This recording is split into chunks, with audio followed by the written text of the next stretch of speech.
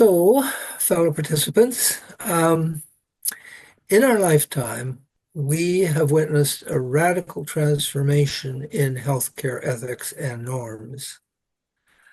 I think a dramatic example of that fact relates to the medical assistance in dying, which within the past 2 decades has been altered from a crime to a legally protected and widely practiced procedure.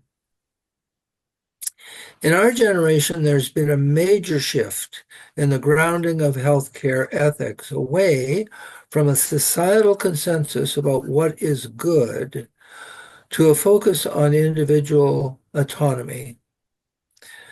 And thus, it's really with great interest that we look forward to today's presentation by Dr. Quentin Genuis, who will speak to us about refocusing on the good as the basis of medical ethics.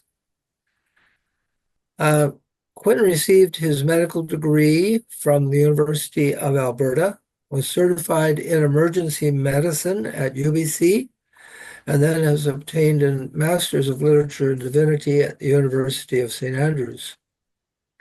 He's practicing emergency room physician at St. Paul's Hospital, as he just told us, often working the 4 o'clock in the morning shift, and is physician ethicist for Providence Healthcare. He has been teaching extensively about bioethical issues in academic, clinical, professional, and lay settings. And we're very grateful that he's going to speak to us today on the topic of rethinking medical ethics in the light of the good. So he will speak to us for about 45 minutes, and then we will have time for questions. So when we will look forward to your talk. Thank you. Thank you so much. I'm just going to share my screen here. Just hoping to get a thumbs up from someone that I can be seen and heard and that my slides are showing up. Okay, I got a thumbs up from Gord. So I want to begin by just saying thank you to the GFCF for the kind invitation and for having me this morning. I know a little bit about this forum and have watched some of the prior talks and just so impressed by the presentations and by the speakers that you had previously. So, what about yourself? I mean, someone's microphone is still on there, I think. I don't know if I David can. Clausen, could you turn off your microphone? Oh, there, I just muted him. Okay, good. Anyways, yeah, so some of the great thinkers of our time have been in this forum speaking before me. So I'm sure that today will be a step down in terms of the quality of presenter to some of the amazing people you've had before. But nonetheless, I'm really just grateful for the opportunity to share about something that I'm really passionate about, that I've taught a lot about and thought a lot about in different ways. Just a tiny bit more of introduction to me and to who I am. So my day job, as you've heard, is that I'm an emergency doctor, and it's probably not most accurately described as a day job. It's more of a weird middle of the night job, but it is still my sort of primary or first role, is that I'm an emergency physician. And I'm sure many of you, especially who are from British Columbia, will be familiar with St. Paul's Hospital and our reputation. But for those of you who might not be, St. Paul's is a large academic tertiary hospital, and it's the one that's in downtown Vancouver. And St. Paul's is well known in our region and in our province for the relationship of our hospital, and particularly our emergency department, with the community in Vancouver that's commonly referred to as the Downtown East Side. And so a large focus of my emergency medicine practice is on patients who come from the Downtown East Side, where there is a lot of addiction. A lot of what we see at St. Paul's relates to addiction and overdose deaths. We've been called ground zero for the opioid crisis in Canada. And it's a department that does have, compared to other emergency departments, a lot of violence, a lot of tragedy. And one thing that we take pride in at St. Paul's is our passion for caring for persons from the Downtown East Side of Vancouver. It's work that is very challenging, but the more I just move on in my clinical life, the more I want to say the first thing about that work is that it's such an honor. It's such a privilege for me to do it, to have the opportunity to participate in the work at St. Paul's and to learn with and from my patients, particularly those from the downtown east side. So that's something that continually animates everything that I try to think about with respect to medical ethics is this practice that is face to face with tragedy, death, injustice all the time. And again, I'm grateful to the Lord for that vocation, that it can be sharpening in the thinking that I do about medical ethics.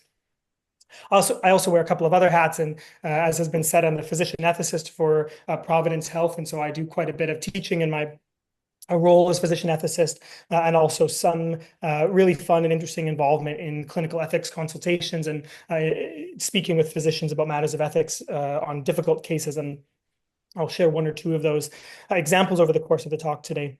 So that's sort of what brings me to you. I want to talk today as a lens into the conversation about rethinking medical ethics in light of the good.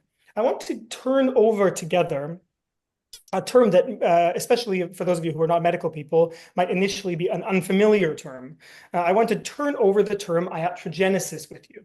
And if that rings no bells for you, iatrogenesis is just a word that literally means coming from a physician or coming from the medical establishment. And in our time, iatrogenesis connotes a harm that is done. Something being iatrogenic is some kind of harm, adverse effect or consequence that is caused by the action of a physician or the action of the medical establishment or medical civilization in general. And I want to, as a lens into thinking about many of the bioethical issues of our time, consider the broader theme of the way that medical civilization in our time is frequently iatrogenic. It frequently causes harm to cultural spaces, social, religious spaces, and to intellectual formation in terms of the underlying assumptions that it makes about human persons, human bodies, and human communities. And so in the first major section, and then in my second point more briefly, we're going to consider the theme of iatrogenesis as a way of finding a way into the conversation about medical ethics. Another way of framing what I want to do comes from my master's degrees, the supervisor that I had in my master's degree in St. Andrews. When he would often talk, he gave frequent talks about medical ethics, and he would always have a slide in his talks where he did a bit of a historical arc about, different iterations of these conversations over time. And the title of his slide was always "Why I Wouldn't Choose to Start from Here," which I know is a terrible, wordy title for a PowerPoint slide, but why I wouldn't choose to start from here. And some of what he meant by that was most of the medical ethics conversations in our time are not new conversations. They might have new faces or new emphases, but they are all rooted in very ancient and enduring conversations. What is a human person? What does it mean to be embodied? What is suffering, and how is suffering understood and withstood by persons and communities? What is dying, and is there hope for human persons after death? These are, of course, not new questions, but different societies ask these questions in different ways. And the point that my supervisor would always make is that if we look at the ways different societies ask these questions, we find ourselves to be in a challenging time in terms of how to engage these questions in a rich way.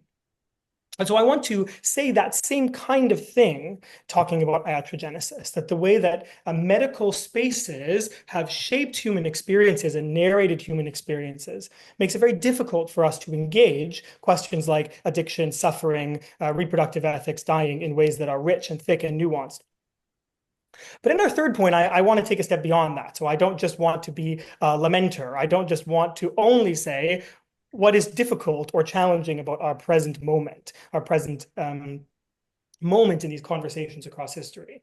I want to try to say the other side of the coin of those challenges and maybe some opportunities. And so I want to consider together how we might recover the good, and particularly to expand on my conviction that the church is well positioned to be the kind of place that can bear witness to how we might have richer conversations about the good, about human persons, and therefore about medical ethics. So iatrogenesis. So As you can see at the top of this slide, the word iatrogenic just means something that's essentially caused by a physician, and it is more broadly used, again, to sometimes be more caused by medicine in general.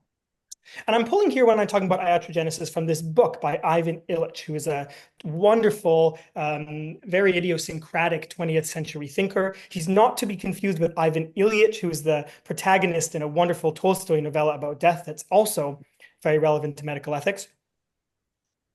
But Ivan Illich wrote this book in 1975. It was called Limits to Medicine, and the alternative title is Medical Nemesis, which is a great name for a book. I think it probably should have been the primary title, but the thesis of his book, and this is the first sentence of the book, he says, the medical establishment has become a major threat to health.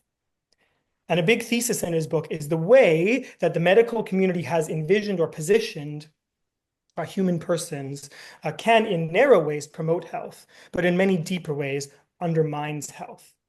And Illich talks about three different kinds of iatrogenesis. Again, iatrogenesis meaning the way that individual physicians or medical civilization causes harm, runs against the good of health.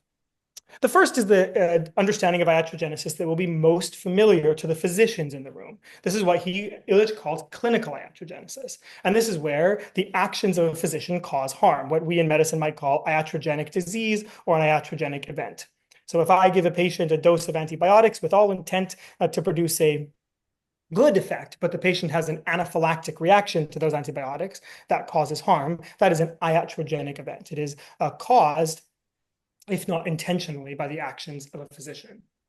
And for the sake of this talk, we're not going to focus so much on iatrogenesis or on clinical iatrogenesis, sorry. And also for Illich, it is not his main focus. What he wants to focus on and what I want to turn over together as we're thinking about medical ethics is this phenomenon that Illich calls social iatrogenesis and cultural iatrogenesis. So what I want to do is just define each of these, and these are related concepts, but define these briefly, more didactically, and then talk through some examples of how this works itself out. And hopefully, my hope is that these examples are recognizable to you from your own experience or what you've read on the news or thought about these kinds of examples. So social iatrogenesis, broadly speaking, is the phenomenon when medicine characterizes or narrates human events as narrowly medical events. And in doing so, separates individuals from the thick social, cultural, religious spaces that might provide them with purpose, meaning, and personal resources to withstand those events well. So characterizing what is a broad human experience as instead a narrow medically experience can be bad for persons because it isolates them from the kinds of social, cultural, religious spaces that can allow them to cope with, find meaning, hope in those seasons. And this Illich calls the medicalization of life. And one example that we'll consider very shortly is the example of death and dying, which for most of history was not characterized as a narrowly medical event that should be controlled by physicians, but rather death and dying were mysteries that, yes, physicians were involved in narrow and specific ways, but were not primarily seen as narrow medical events, and instead were the kind of seasons of human life that should prompt particular social, cultural, religious responses. And indeed, the function of thick social, cultural, and religious spaces, amongst other things, was to come around to contextualize that experience for the life of the person. And so Illich argues that social iatrogenesis is the phenomenon when human experiences are flattened into narrowly medical experiences. The person is isolated from the exact spaces that might allow them to approach those experiences in the right way. And again, we'll consider a couple examples of this that are hopefully recognizable to you moving forward. Cultural iatrogenesis is a related concept that I've already pointed to. For Illich, one of the functions of culture is to promote thick conversations of meaning and purpose, moral conversations around the human experience. around, again, what it means to be pregnant or to have a baby, what it means to be an infant or a teenager who's coming of age, what it means to have chronic illness or disability, what it means to suffer and to die. Culture interprets these events, interprets their necessity, interprets their meaning. And for Illich, in the 20th century, late 19th, 20th century, huge swaths of the human experience have been narrated as narrowly medical events. Pregnancy, addiction, death and dying being three very easy examples. And this again harms individual persons by shifting how they see themselves rather than being an active agent who has to withstand and navigate this experience to rather being a passive victim who comes to the physician as a consumer and whose situation should prompt control by medical technology and the medical apparatus. So I know that's a lot of talking about iatrogenesis, and it's much easier to illustrate using some examples. So that's what I would like to do. I think you could successfully use any of these issues that are pointed to on this slide to talk about iatrogenesis. So I often use this slide in teaching.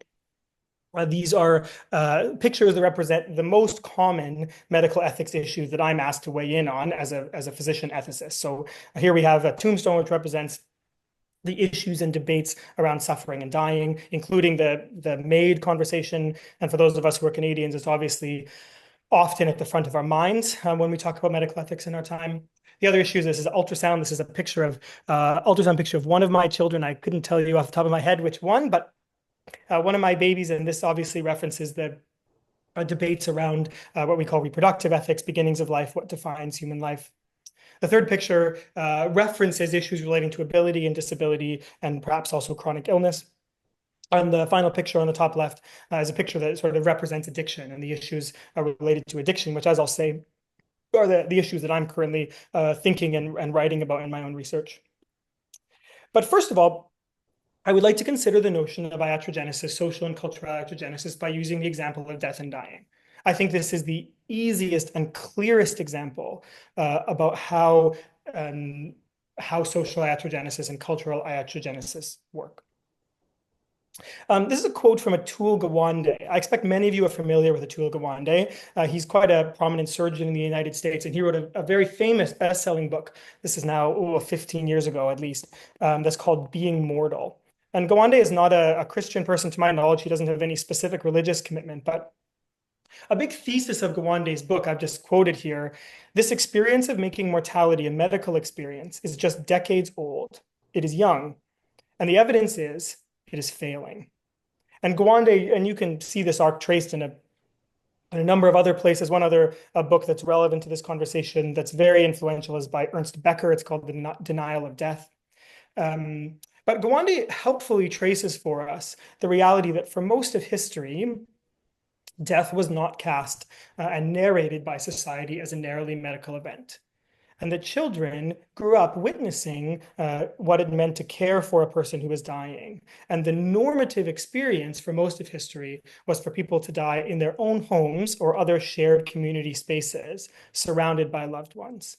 And these were often events that were attended by physicians who had a narrow role. But certainly the role of a physician was not bigger than the role of a priest or another minister, and certainly not bigger than the role of the family, who were seen as the primary caregivers for the person who was dying. And Gawande argues, I think persuasively, that that had powerful formative effects on children as they were growing up, on societies and cultures, that death was something that was not a narrow medical event, and it wasn't hidden away or denied, but was rather a part of the rhythm of social, cultural, and religious spaces. And Gawande, and again, others have argued this as well, what I think is recognizable to all of us is that the norm has in the past, certainly in the past 100, probably even the last 50 years, has changed. And in Canada, it would be the exception to the rule for the person to die in their own home surrounded by the family. And especially much was written about this during COVID, that the norm for how someone would die in Canada, the United States, in that period would be for a person to die alone in a room plugged into machines. And if there was a person present, the person would be a stranger, a professionally distanced stranger wearing a mask.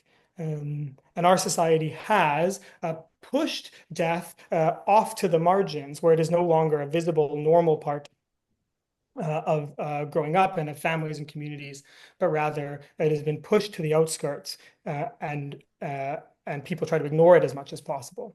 And Gawande argues persuasively again that a big driver of this shift is the medicalization of death. That death is inherently a mystery and it prompts mysterious questions that nobody can answer ultimately, certainly not using the scientific method. And thick communities, rich traditional cultures develop a narrative that allow communities to narrate and to explain and to find hope and purpose in those seasons. But in our society, losing any sort of coherent narrative of the good, physicians were asked to take on this event, to answer the unanswerable questions by saying this is a medical event that prompts medical control. And tragically, physicians are not people who have the tools, the intellectual, philosophical tools to answer these questions in rich ways.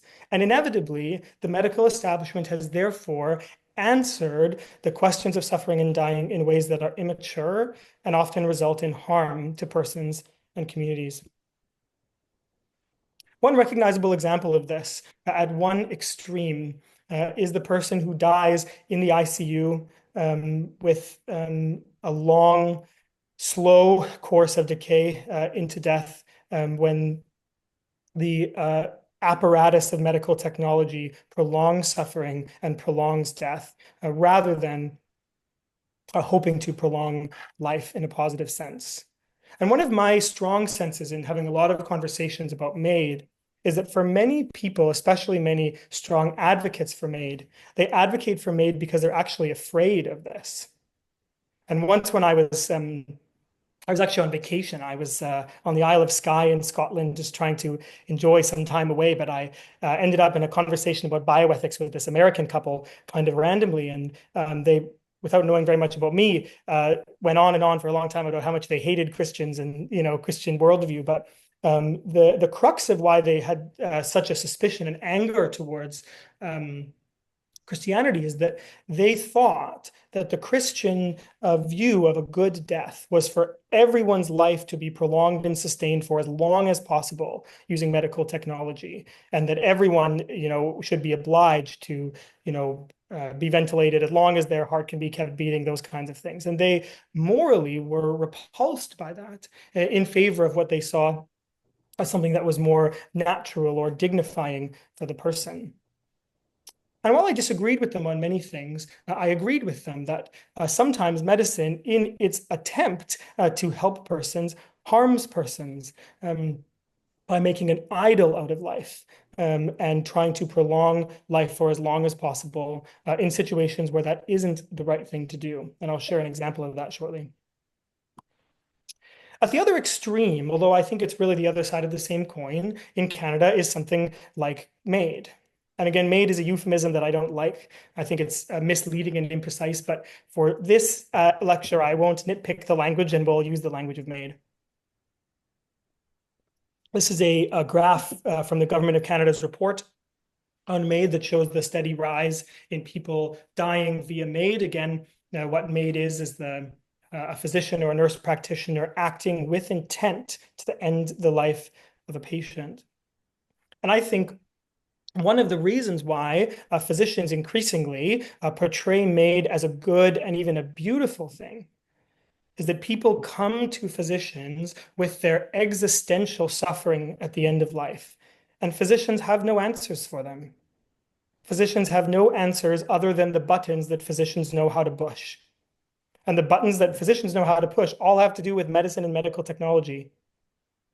And when death is seen as a narrowly medical event that has to be dealt with or controlled by physicians, you can understand why some people end up intubated in the ICU for months and months and months, even though their chance of having, survival out of ICU is zero.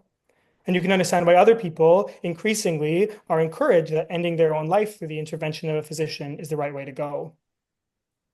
And we know from data in Canada and the United States and other countries as well that the primary reason that people are requesting to die in this way is not medical indications. It's not pain or nausea or vomiting. It's existential distress. So people are coming to physicians with their whole person suffering, what palliative physicians call total pain, their existential suffering. And they have been formed in a culture that says that is a medical problem. So again, traditional cultures wouldn't say that. They would say the existential suffering, the doubt, the fear at the end of life, that is a whole person problem with social, cultural, religious dimensions. And yes, a doctor is a narrow piece of caring for the person in that time. But those questions are not medical questions. But people in our time have been formed to believe that these are medical problems and that their doctor owes them answers. And the tragedy then is that well-meaning physicians don't have the resources to engage in rich ways in these spaces, and the medical establishment ends up offering things that harm persons, including the MAID regime in Canada. One example that I just love in thinking about this phenomenon comes from a short story by Wendell Berry. And I hope that everyone in this conversation has heard of Wendell Berry, and I hope anything that I say about a brief outline of who Wendell Berry is just old news for you. But Wendell Berry is an American essayist and farmer and poet and novelist. And Wendell Berry is not an ethicist in any narrow sense, but he's a wonderful writer and thinker. I couldn't recommend his writing enough to those of you who haven't encountered him before. But Wendell Berry, a large portion of the fiction that he's written is fiction that's centered around a fictional town in Kentucky that's called Port William. And many of the stories are these beautiful portraits of human persons who live in this small town that is a rich, traditional, thick social, cultural, and often religious space, a space of mutual belonging and community. And yes, of course, conflict and tension and sorrow, but it's a wonderful portrait of a what I would call a thick human community, not a atomized, individualized, autonomy-seeking community, but a community of mutual dependence. And Barry has written a lot about this community, but my favorite thing he's ever written that's a fictional story about Port William comes from this collection of short stories that's called Fidelity. And the story that I'm wanting to talk about now is actually the title story of this collection, so it's called Fidelity as well. And this story depicts a character whose name is Burley Coulter. And Burley Coulter is a character who's featured in a number of the other books and is a character that the reader by this time, if you've read all the book, knows very well and loves as a person who's deeply ingrained in this community, who's a farmer who lives on his land and lives a life of difficulty, but also of purpose and meaning. And the people around Burley begin to notice and to recognize that he's dying. Burley is getting older and has having increasing trouble functioning in terms of the day-to-day things. And the community wraps around him to care for him. And as a mature community, they recognize that he's dying. They don't try to deny or ignore it or use euphemisms. They know that this man who they all love is dying. And one of them is aware of a physician in sort of a nearby town and says, we should take him to see this doctor to see if there's anything that's reversible or treatable. And so they drive Burley in a car to see this physician. And the physician, before taking the time to understand who Burley is or the story where he comes from, immediately recognizes correctly that he's very sick and calls an ambulance. And before this family knows what happens, this ambulance has taken Burley far away to a hospital, several hours drive from the community where he lived his whole life, from the community where he belonged, where he wanted to stay. And he's ultimately admitted to the ICU. And when his family and his dear friends come to visit him, they find themselves restricted by visiting hours and all these different rules. And they find Burley's experience narrated very differently than they have narrated it as a community. They all knew that Burley was dying. It was not something that they denied or ignored. But they find themselves surrounded by medical people who use euphemisms like a guarded prognosis or a medically induced coma, who dance around the obvious reality, trying to promote hope. But ultimately, they feel grieved that Burley is separated from the precise place where his death would be situated in a thick, meaningful space. And this is one of my favorite quotes from the story. Burley slipped away toward death, but the people of the hospital did not call it dying. They called it a coma.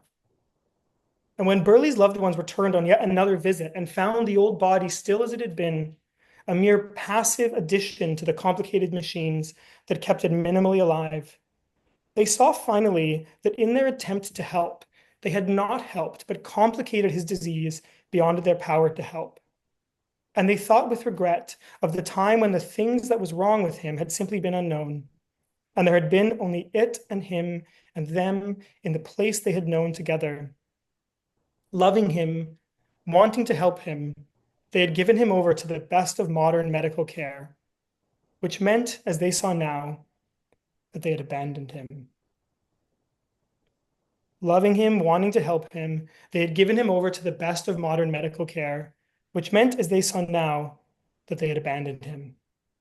And again, Barry here is not someone who is grumpy about good medical care. He's not against hospitals, he's not against ICUs or anything like that. But he is illustrating clearly, I think, a phenomenon of social and cultural iatrogenesis, a traditional small town that knew their loved one was dying, but in a medical space found him repositioned not as an active agent who might die well in a way that produces goods for himself and others, but instead a passive victim whose life is narrated in these medical terms that deny death, separated from the community that should be the ones who are caring for him in the season of life.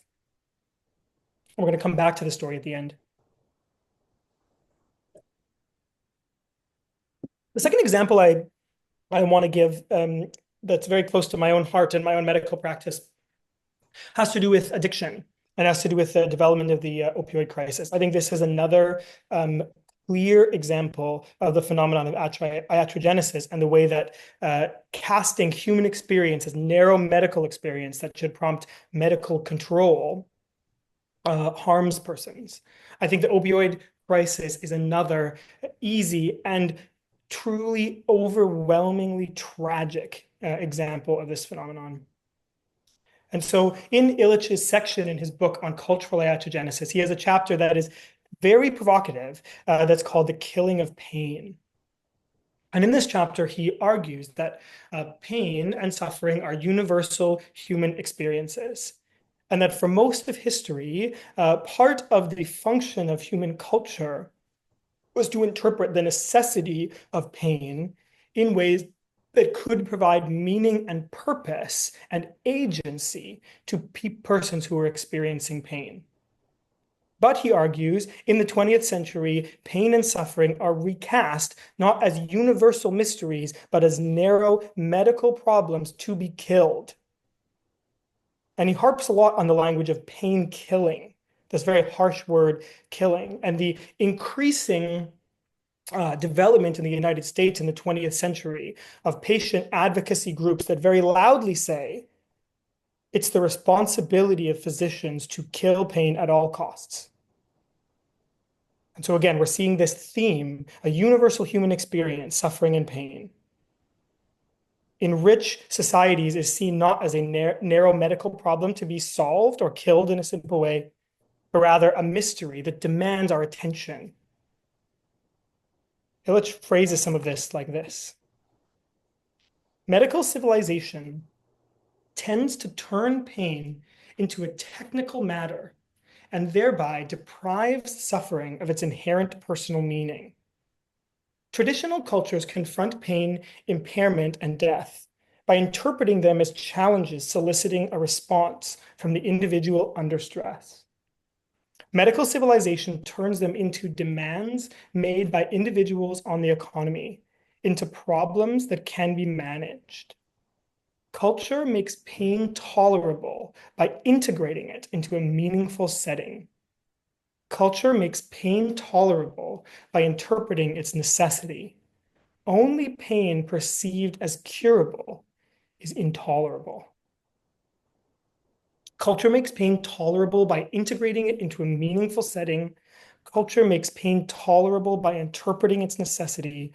Only pain perceived as curable is intolerable. This is quite a mouthful, and it's quite provocative in a lot of ways. And I find myself turning over this quote in my mind, trying to figure out what aspects of it I agree with, if there's aspects of it I don't. Another way of phrasing this is a famous line from Nietzsche, who said, "A person who has a why can deal with any how." A person who has a why can deal with any how. What he means by that is experiences that are profoundly difficult and are even painful. If there is a clear purpose attached to that experience, our ability to withstand and be resilient and courageous in those experiences is enhanced compared to the person who experiences or confronts something difficult without any why attached to it. This makes me think, and I'm sure this is by no means everyone's experience, but it makes me think of something my wife often reflects on in the process of having children. So my wife we have 4 children, and my wife by her choice, she's an amazing lady, has had all of our children without any like epidurals or painkillers during labor. Not to say any of those choices would be wrong things, but it's not the way that she has gone. But after a couple of times after she's had the child, she's had to have, minor other procedure stitches or those kinds of things. And my wife has often reflected that if you asked her on a pain scale, having the baby would be way higher. But actually, those other procedures were much more difficult. And that the overall suffering, the process of having a child in the way that hopefully we narrate that space is a thing that is shot through with purpose. There's a clear why. Where some of those other things that feel like there's less why, at least sort of on first glance, might have a lower pain score, but are much more difficult. So why do I talk about this?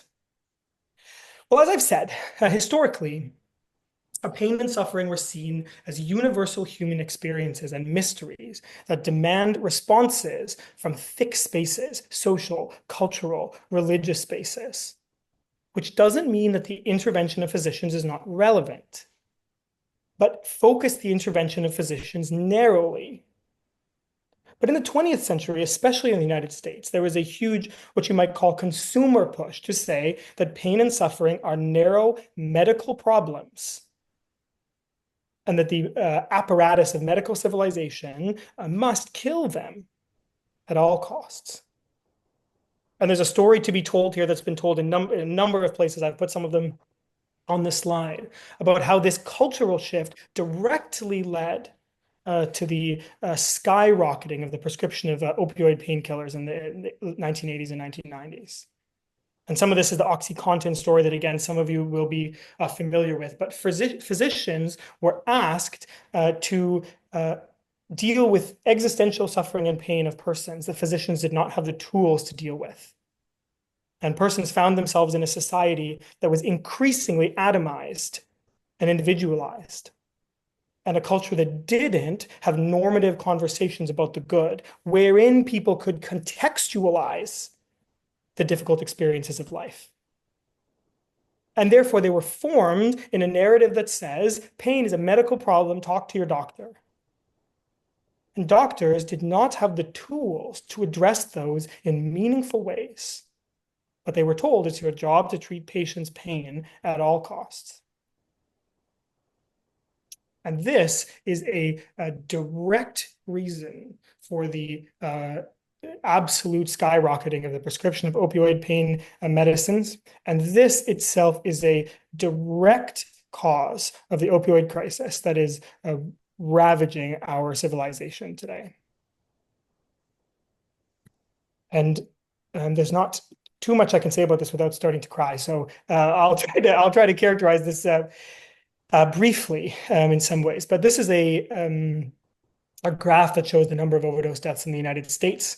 And the more recent data, this number has actually topped 100,000 per year. 100,000 people dying of opioid overdoses per year in the United States. A recent study estimated that 1 in 3 American adults knows somebody who died of an opioid overdose. 1 in 3 American adults knows somebody who has died of an opioid overdose. And I see this all the time at my work. Young people dying, suffering, and dying of issues related to opioid addiction and opioid overdose. And I relatively recently, I cared for a young man who died in front of me, younger than me, and I called his mother to tell him that he had died. And he was from out of province, and he had relatively recently come to Vancouver looking for help. And he had some mental health diagnoses and had a history of addiction, although never opioid addiction before. And he came to Vancouver looking for help, and less than a month later, he was dead at St. Paul's Hospital. And when I told his mother what had happened to him, she dropped the phone on the ground, and I could hear her screaming in the background, "How could you let this happen to him? How could you let this happen to him?" And I think all of the time, I drive to work on the quiet streets of Vancouver at 3:45 in the morning, and I look up at St. Paul's Hospital, which is a wonderful place that has a lot of amazing research, a lot of wonderful persons, a lot of fancy technology, cardiac transplant and ECMO programs. And I walk into the Emerge and I think there's a crime here that goes beyond denunciation. There's a sorrow here that weeping cannot symbolize. There's a failure here that topples all of our successes. And I'm not saying that social or cultural iatrogenesis are the only players that led to the opioid crisis of our time, because clearly they are not. But I am saying that the medicalization of life produced a culture that said suffering and pain are medical experiences that demand control by a physician.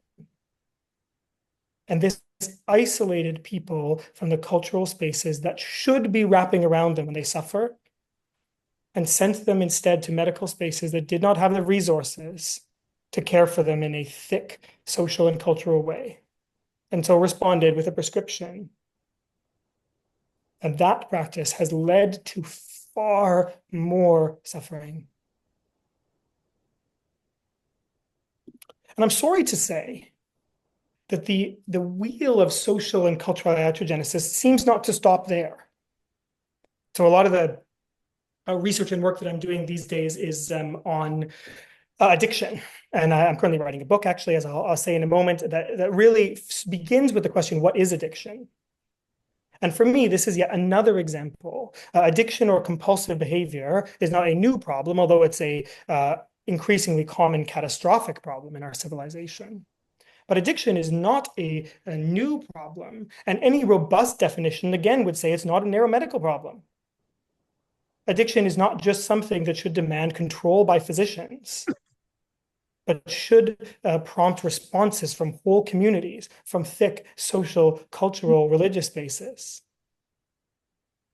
But the medical establishment insists. You can see billboards all around Vancouver that say addiction is a disease. It's fundamentally a narrow medical problem. And I work with well-meaning physicians all the time who disparage 12-step programs, for example. And these are 12-step programs, for those of you who don't know, are spaces that intend to be thick social community spaces that can help persons heal from addiction and enter recovery. And 12-step programs are not antagonistic to medical care, but they attempt to provide people, again, with a thicker space to deal with the whole person problem that is addiction. But many people in the medical establishment are actively hostile to those kinds of interventions because they insist that this is a narrow medical problem that can be solved with the right kind of prescription.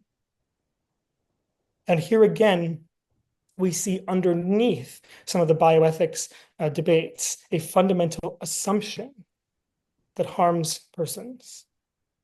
So one example of the extreme of this kind of hubris comes from Matthew Torrington, who's addictions physician in the United States. And he says, with the scientific advancement, there's no reason we can't eradicate addiction in the next 20 years. We can do it just by fixing the part of the brain that turns on you during addiction. I think addiction is the most beatable of all the major problems we will face, and I think we will. And if you're keeping score, Dr. Torrington said this about exactly 20 years ago. So not only is this quote hubristic, it also has been proven incorrect, but it's more than incorrect, it's pernicious. It says to people who have addiction, you are not an active agent. It says you are a passive victim who is dependent on the medical establishment to fix this problem. Finally, I'm talking longer than I meant to. I apologize. One brief example of social iatrogenesis that is less broad sweeping and dramatic, but I think it's an illustrative. A couple of weeks ago, this is about a month ago now, I was at home. I was just upstairs wrangling some of my kids. My kids have piano lessons on Thursdays. And our piano teacher amazingly comes to our house to teach our older kids piano. So we were trying to feed the kids before the piano teacher came to our home. And in the midst of this utter chaos, my wife, who was out in the alley taking out the garbage, came in our home and said to me, Quentin, I just met someone who was in the alley eating from our garbage can, and she's on her way inside. And my wife is just a wonderful person.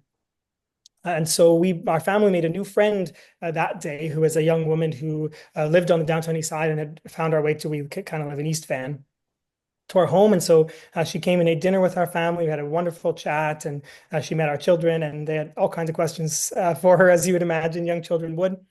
And then she fell asleep on our couch, and she snoozed all the way through my children's horrible piano playing in their sequence of piano lessons.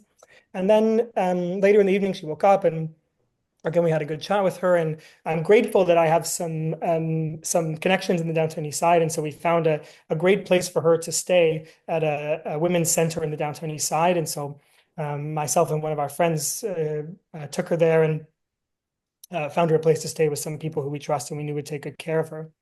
And so this is a way that my family made a new friend. And my kids always talk about her and pray for her. And I'm grateful I've gone to visit her and when we have known where she was. And it's been such a blessing and a gift to my family, to my children, to get to know her and to learn from her.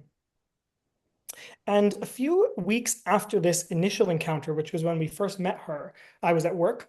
It was 4 a.m. again, or a 4 a.m. shift. I was near the end of a 4 a.m. shift, and I got a call from another physician who I know quite well, who called me and asked if I would do an ethics consult. And it turned out through a series of events that the ethics consult was relating to this same person, this friend who we had made in our alley, who at that point was admitted to St. Paul's Hospital. And without going into any details, at the heart of the ethics consult was considerations around who she was, what really mattered most to her, and what constituted the good for her in terms of her goals for future life. And I felt like those were some things I actually knew about because I knew her children's names. I knew where she was from. I knew from speaking to her in my living room what she really wanted in life. And as part of beginning to be involved in this situation with my sort of professional ethicist hat on, I felt it was important to tell people how I had first met this patient. And in my mind, that could enhance my ability to promote the good for her. Because I knew quite a bit about her, and she and I had a warm relationship of sort of mutual friendship and appreciation. But I wanted to make sure that everyone on the team was aware, my family actually has a relationship with this person as a friend. And so just so you know, and are okay with that as I kind of enter the situation as an ethicist. But it was interesting talking to some other people who have some kind of ethics roles, that they felt quite strongly that while I could still be involved in that case, I would have to be sure not to pull from anything related to my friendship with this person when I talked about what was good for her. So the only way I could assert what's good, what is the good for this person, would be to ignore all the things I know about her from the social space where I met her and know her and even know her family a little bit. And instead, I have to stand distant from her and instead only pull from these sort of abstracted medical data points. And I think this is a simple but quite revealing example of iatrogenesis. that I believe actually harmed our ability as a team to promote the good for her, because we were not allowed to include the kinds of things that a friend would know. Second, much more brief point, I promise.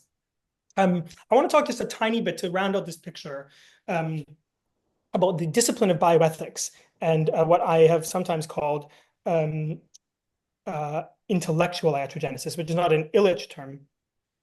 But I want to talk just a little bit about the discipline of bioethics, because I think this is another facet of this story. So for most of history, there was no such thing as an academic discipline called bioethics. So when people have been, as I've said, talking about these issues forever, what is good dying? What's the role of a physician when someone is dying, or in a variety of different situations.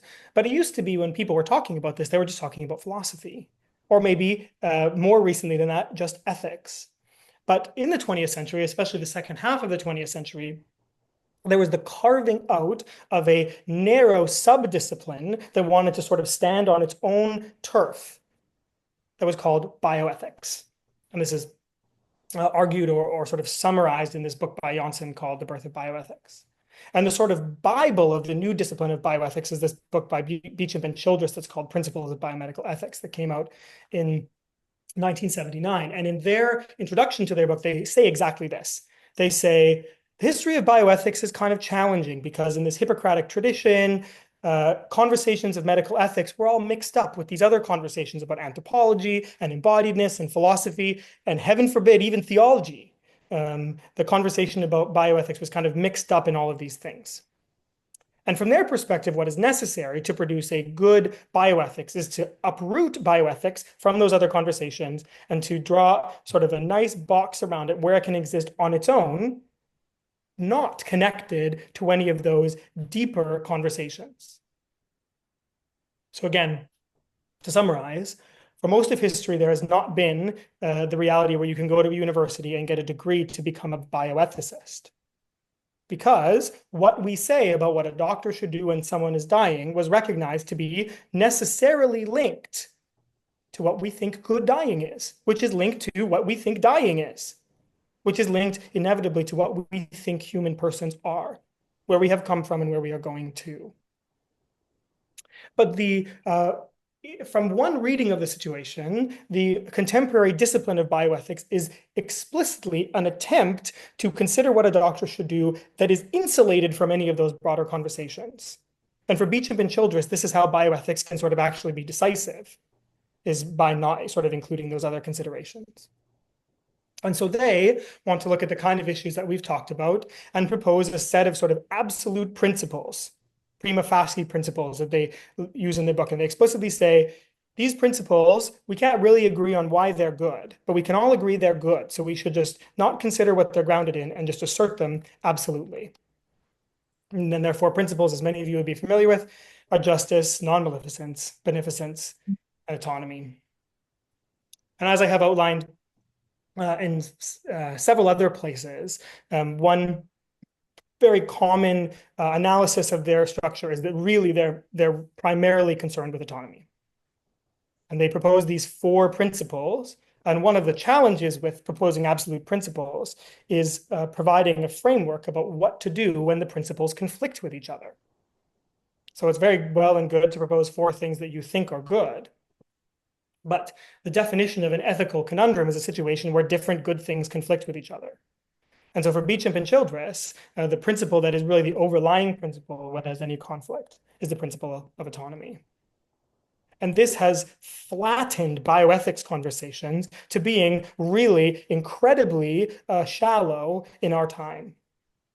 And interestingly, James Childress, who wrote this book about bioethics, he, in a paper 20 years on, he said, the whole discipline of morality and bioethics, I expect to be over within another 10 years. The whole exercise of talking about the good and medical ethics has become sort of obsolete, because all you really need to know is who are autonomous choosers, yes or no.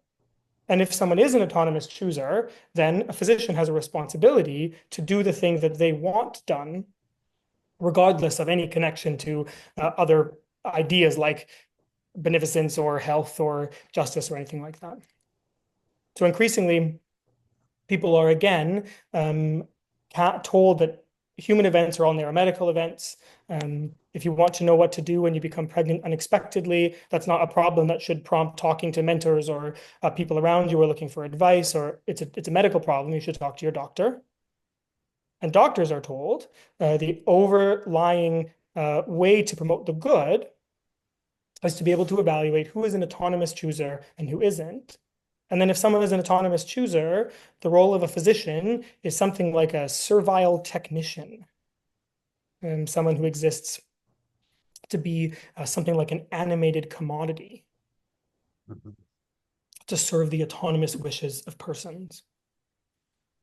And there's, of course, much we could say about why these kind of moves are regrettable, but one of the things that I find challenging and frustrating in my day-to-day work is the way that this produces a kind of intellectual iatrogenesis, in that people have such a flattened frame on how to think about the good. And so helping other physicians on a day-to-day basis sort through their moral intuitions is very challenging, because the only language they have for thinking about bioethics is the capacity autonomy language. And they haven't been formed in any way that allows us to open up a bit of a thicker or richer conversation.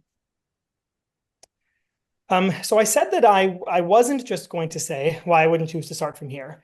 Now I've talked for 50 minutes about why I wouldn't choose to start from here, but I do want to talk therefore, so I can fulfill my promise, just talk for just a couple of minutes. And again, I apologize for going a little long about recovering the good. And at root, I think that places very much like churches are the right places we should look when we want to begin rethinking bioethics in light of the good.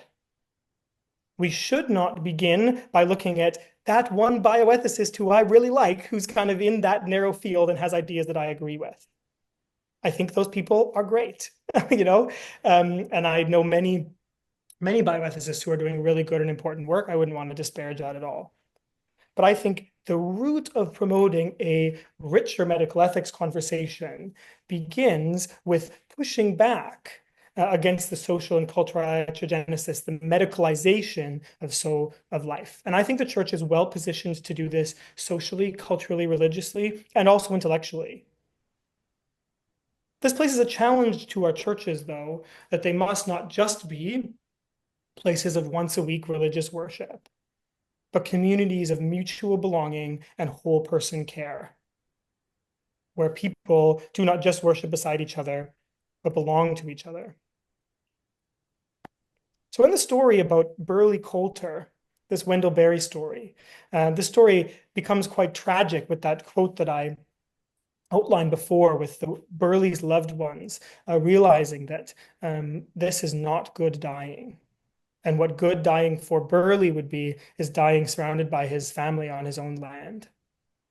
And so, and this is where the story becomes interesting and at times quite funny, actually. But a man from the community who has always loved Burley, whose name is Danny Branch, comes to the hospital and steals him from the hospital, sort of impersonates a hospital employee and finds a gurney and takes Burley out of the hospital and drives him back to Port William, Kentucky, where Burley was born, where he lived, and where he loved, where he worked on his land. And much of the rest of the story is sort of the medical people and the detectives are searching to trying to solve this strange crime of this critically ill patient who was stolen from the hospital, while everyone in Port William is sort of trying to send them on a wild goose chase, and they're all in on it, but trying to promote a good death for Burley. But Burley ultimately dies in a way that is, yes, of course, tragic, but also beautiful in the forest with people who he loved. And full of meaning and even beauty, I think Barry would want to say. And my other just favorite moment from the story, the detectives and the doctor are interrogating this old man in the community who they think knows what has happened, about whether or not Danny Branch has stolen Burley Coulter from the hospital. And this gentleman says, to whom and to what does Burley Coulter belong? If, as you allege, Danny Branch has taken Burley Coulter out of hospital, he has done it because Burley belongs to him. If he has stolen Burley from the hospital, he has done it because Burley belongs to him. And I think the beginning, this story is a story of rebellion against social iatrogenesis. And despite the way that is a little bit sensational, and like I said, at times a bit funny, I think it puts its finger on the necessity of communities of mutual belonging. One such community that I belong to is called Jacob's Well. And Jacob's Well is a friendship center in the downtown east side of Vancouver. And I go there on Monday nights with my kids. I was there last night. We go to their board games night. And Jacob's Well is a friendship center that is centered around mutual friendships with people who live in the downtown east side, and then other people who come not to volunteer or to serve, but to engage in mutual relationships of learning and growth. And Jacob's Well in this past year has had a lot of a conversation around the life of a man whose name was Jay. And I'm telling you Jay's story. Jay would have loved for me to tell you his story, and he certainly gave permission for people to share it far and wide. But Jay was a person who was homeless in Vancouver for many years, who had a severe addiction. And one day he heard about Jacob's Well and came into a space that is a thick social, cultural, and religious space that promotes belonging. And Jay found within a few months of attending Jacob's Well that he, for the first time in his life, belonged to other people. He belonged with other people in a space of mutual learning and mutual growth. And Jay found a home, initially living with some people who worked at Jacob's Well, and then found his own place to live. And Jay found freedom from his addiction without strong medical intervention. And he would have said that that freedom was found through the power of friendship that displaced his addiction. And Jay got baptized. Jay was shortly after that was diagnosed with cancer. And Jay died last year at St. Paul's Hospital. And for the last 6 months of Jay's life, he was admitted to the hospital, and he never had less than 3 visitors in a day. And at Jacob's Well, we often talk about the people who were in the rooms around Jay, who would often go long periods of time without any visitors at all. And Jay, because he belonged in a community of mutual belonging, had purpose and meaning at the end of life. And notably, Jay was offered MAID a number of times by healthcare providers. And Jay said on a number of occasions to friends who visited him at Jacob's Well, if you didn't come to see me, I would say yes. If you didn't come and visit me, if I didn't have people coming to visit me, I would go for it. And so this is the work of praxis for churches to be places like Jacob's Well that recover the good and promote the good by being places, Alistair McIntyre uses this language that I love, by being not just co-religionists, but being networks of uncalculated giving and graceful receiving. Secondly, and finally, the church is also empowered to be a place that pushes back against iatrogenesis because we can ground ethics in a belief in the good. And one of the reasons that the bioethicists try to wall off bioethics from ultimate conversations is because they don't perceive those ultimate conversations as having any content. And so they say, we just need to produce our narrow little closet where we can have productive, practical conversations. Because they don't perceive that the bioethics conversations can be grounded in ultimate conversations in any productive way. But one beautiful way that churches can be an example to those kinds of spaces is as a community that learns how to draw a straight line from theology, from the things that we say about God, about absolute good, directly to what we say about the dying person in front of us, directly to what we say about the person with severe addiction. And of course, to do that takes intellectual work. But the church is well positioned to be a place where that intellectual work takes place. Talking about dying, some examples of this, where we can say, again, death is not a narrowly medical event, but it's a whole person event. And we can look to medieval times when they had a tradition called ars moriendi, the art of dying, where there was robust intellectual conversation in the church about what it means to die in such a way that produces goods. And again, the practices of the church, something like taking communion, narrating these things as participation in the death of Christ, preparing for our own death in hopes that it will be like Christ. I'm going to skip over my concluding comments on addiction just for the sake of time, but my one comment that I'll say about addiction is that there's more to come on this subject. As I said, I'm writing a book about addiction right now that will probably be a year until it's sitting in someone's hand because of all the steps of publishing I'm learning. But I did want to say, if anyone wanted to just, I'm not going to spam you, but if anyone wanted to be given an update on when that book comes out, you can write down my email here. And I'm not like a social media person. I don't have Twitter or a website or anything like that. But if you shoot me an email, which is just my name at gmail.com, and say I would be interested in being aware of the book, then I can make you aware when the book comes out. Obviously, no pressure to do that, but what I'm engaged in right now is an attempt to answer these kinds of questions with respect to addiction by asking the question, what is addiction if it's not a narrow medical problem? And if we can define addiction in light of the good, then how can we promote richer and more mature ways to heal addiction? That is the end of my prepared remarks. This is a picture of my children. And yeah, I'm sorry about going late, but hopefully we have a bit of time for questions. Good. Thanks so much, Quentin. You really framed this discussion quite beautifully and richly. And I'm sure people have a lot of questions that they'd like to bring before you. So feel free to unmute yourself and ask Quentin a question.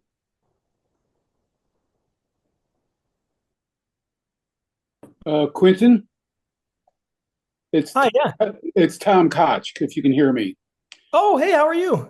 You'll see I listed several things in chat and a few comments. One of them, a number of my friends who are bioethicists are also Christians and do attempt to inform their practice with their theology. And while I agree with you in the main on most bioethicists are moral philosophers who've never taken care of somebody with a common cold, there are a number who are indeed theologically adept in attempt to meld them. I do think that you do a disservice in the first part of your talk by not acknowledging hospice and palliative care and the degree to which the medicine that they present is one of whole life and attempting to limit the pain so that people can enjoy the time that they have left. And ignoring that, and also the family physicians who do that, I think does a disservice to the greater medicine outside of what you yourself are immediately practicing with addiction. Yeah, thanks so much, Tom, and thanks for being here. For those of you who know Tom, he is certainly far more expertise and experience in bioethics than me, so I'm very grateful that you would come and listen to me ramble for a while, Tom. And I really appreciate both of your comments, and I would never want to be heard to disparage I would never want to disparage the work of family physicians and palliative care doctors who are doing excellent work. And one of the things I love, Tom, someone like Margaret Caudill, who's this amazing palliative care physician who is fond of saying that the unit of care in palliative care is the family, which is, again, that pushes back against iatrogenesis. That says, as a physician, this isn't just a series of medical complaints. This is about caring for communities. I think obviously palliative care in our country is a bit of a battleground right now in terms of whether or not it continues to function that way when there are increasing forces that want it to increasingly be cooperative and engage with the MAID regime. But I totally agree. I actually wrote a paper a couple of years ago called The Philosophy of Palliative Care, where I try to parse through just that. How can we promote a view of what palliative care is for that is robust and clearly defined? So yeah, I'm really grateful for your comments, Tom. Yeah, let me just also finish, not pushing my new book, which just came out on bioethics, but I recently spent 4 months in hospital as a patient. And one of the things which impressed me was the degree to which those on my ward, as I moved from room to room, all of them had family members coming, almost all of them staying for 1 to 4 hours every day, bringing the family into the room, bringing the family into the discussions. And there is still in the wards and in these areas, a lot of areas where the family, and in some case, the religious counselors come into the ward to help those people who, far older than me and far sicker, were basically sustained on the ward by the visits from their families. Yeah, and I totally agree, and that's wonderful. And again, I certainly never would want to be heard to paint the medical establishment as all bad or not allowing these kinds of things. I totally agree that um And family remains for many people involved. totally. Yeah. And having family involved is certainly a protective factor in promoting good outcomes for persons. Yeah. Thank you for your talk. Are there other questions?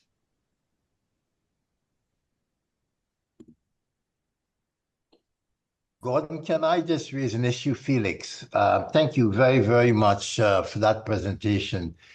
I'm wondering if you would care to comment with some of the arguments that, not the casual one, but somebody like Ellen Weeb, who practices perhaps a bit too casually made, who makes the argument that somebody with a disease that doesn't have necessarily like ALS that they've lived with for years and years and years with progressive disability, but are surrounded by family who love and nourish them, but genuinely thinks that they have lived long enough and they wish to pick the time of their death surrounded by loved ones, and that is the way in which they, in their right, choose to end their life or have their life ended. Is that an issue for you with what your presentation? Yeah, thank you so much for the question, Felix. I think it's a very rich and important question, because I do think that there's many arguments against MAID as it currently exists in Canada. Some of the common arguments are slippery slope kinds of arguments, or are arguments from cases where it seems that there's concern for coercion or injustice or those kinds of things. Certainly, Ellen Weeb has been in the news for being the physician at the heart of some of those cases herself.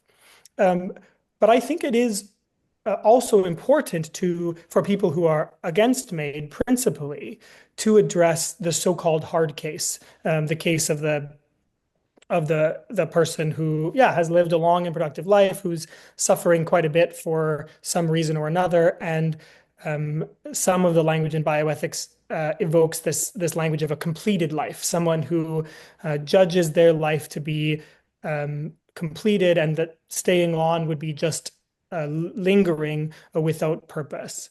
And I think it's good for people who are against MAID to think about why they would disagree with that kind of case, not just to say that MAID is wrong because it leads to cases where it's abused or coerced, but how would we respond to that kind of case? I think it is much more difficult to argue against that kind of case if you can't appeal to something like the good. So as a Christian person, I would take issue with that for a couple of reasons. I would take issue with that for the principled reasons that our lives belong to God, and that, in my view, the witness of the Bible is quite clear that it is not for us to number our own days and to act with intent to end our own lives, but that even in seasons when it seems like there's no more goods that can come from our life, that we should still, as an act of faith, trust the Lord to number our days. And secondly, as a Christian, I would say that if we want to know what good dying is, we have a clear example in that our faith is grounded on a person who died in a particular kind of way, and about the goods that arose from the conduct of that person when he was actively suffering and dying. And Christ, although he is our exemplar, he's also our example. He is someone who we should try to imitate. And so I belong to a particular tradition that I believe says, even in those kinds of cases, if to me it seems very clear that that would be a wrong thing to do for that person. But I think if I were talking to Ellen, for example, if she didn't share that underlying conviction, it is harder to make that kind of argument if you're just trying to stay within that narrow Yeah. principles box. If you're Sorry, Gordon, did you have a question? I saw a professor of medicine from retired from Stanford who was on the call. So, does anybody else have a question for Quentin? Yes, one more time, it's Tom. Okay. Many times, both in the ER and elsewhere, I've seen people at those points of medical crisis who, if they live, resolve over the next days and weeks family issues and issues from their life that otherwise would have gone unresolved for them and for the rest of their family. And that one is discouraged and seeks death immediately and early, often robs them and their loved ones of the opportunity to fulfill the endpoints of life and to tie it up so that they may die comfortably and without regret, and that those around them may also continue on comfortably and without regret. And that is one of the strongest reasons to not immediately accept somebody's desire for a quick and rapid ending.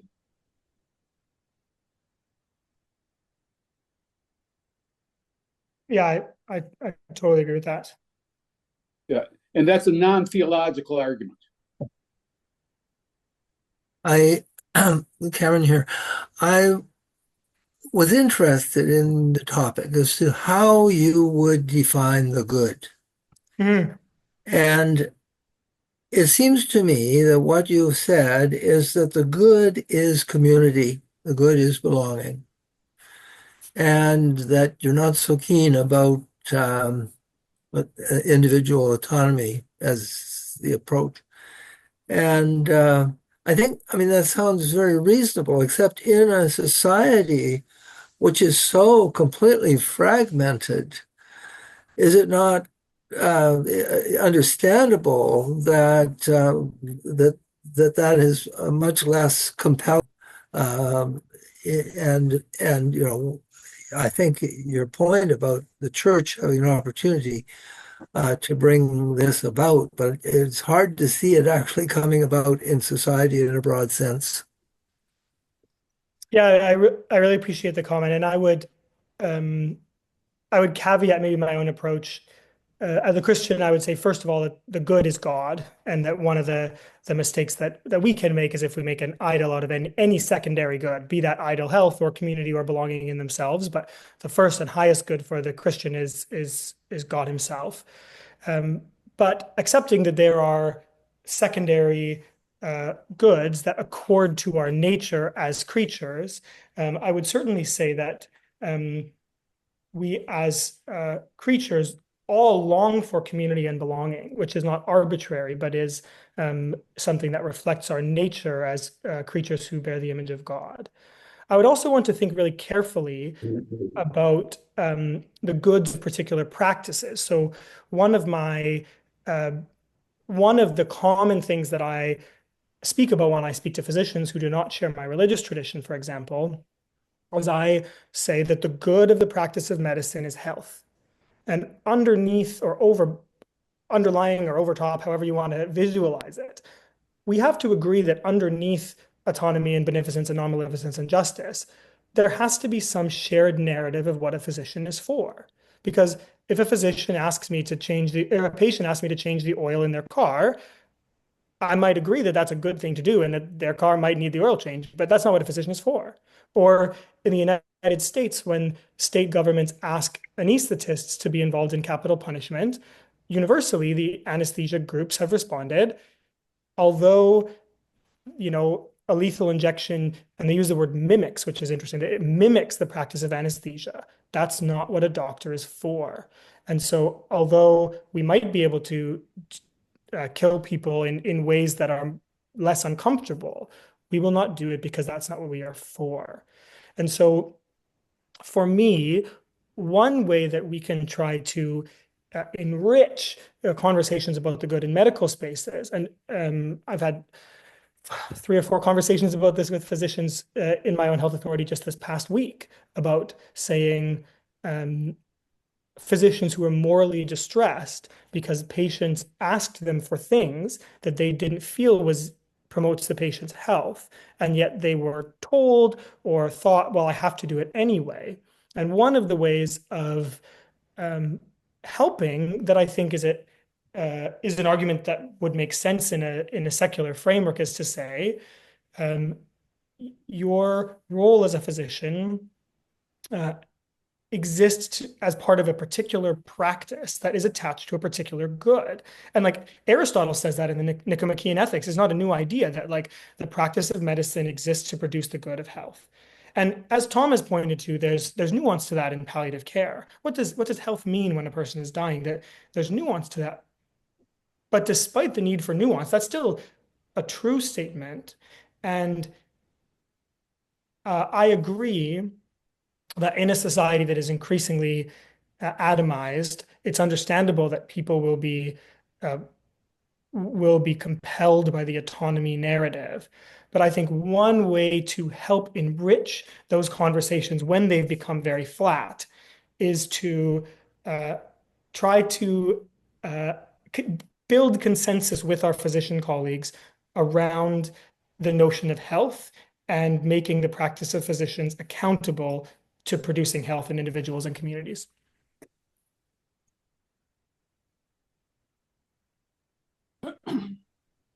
That's a very old Hippocratic notion.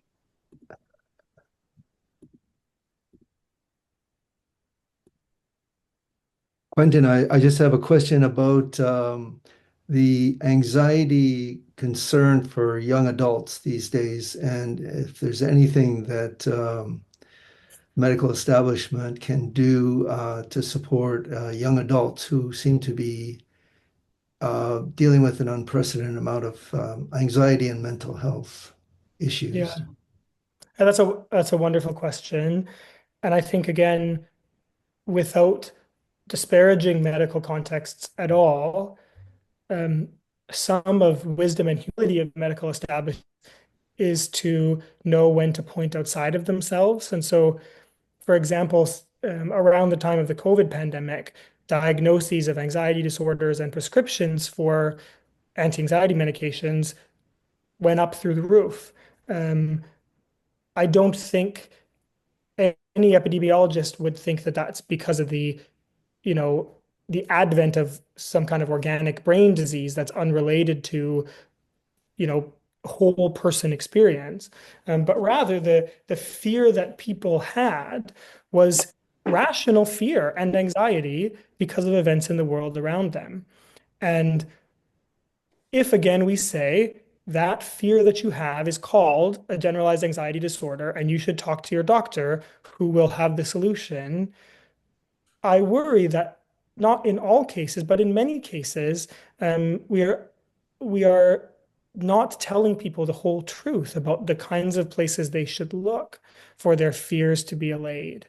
Um, and so I think that the medical establishment can do good for those patients and can, especially people who know those patients longitudinally, the family doctor or the consultant, the psychiatrist who sees them every week or every month, can do a ton of good by using expertise to ask careful questions and coaching and sometimes prescribing medications, which I'm certainly not against principally.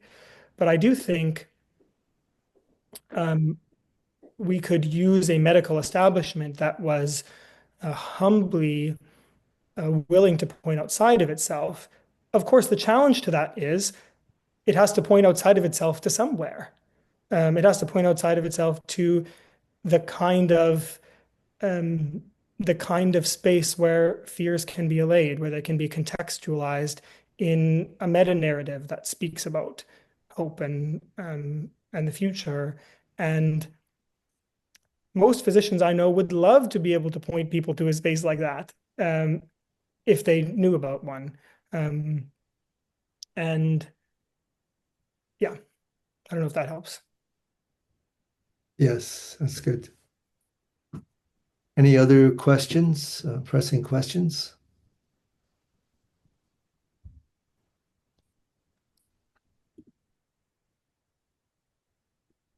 Well, thank you so much, Quentin, for a very stimulating, very rich and well-rounded presentation. And you've got us thinking about so many important issues. And I agree as well that the language of the good is really important to reintroduce into into our discourse today.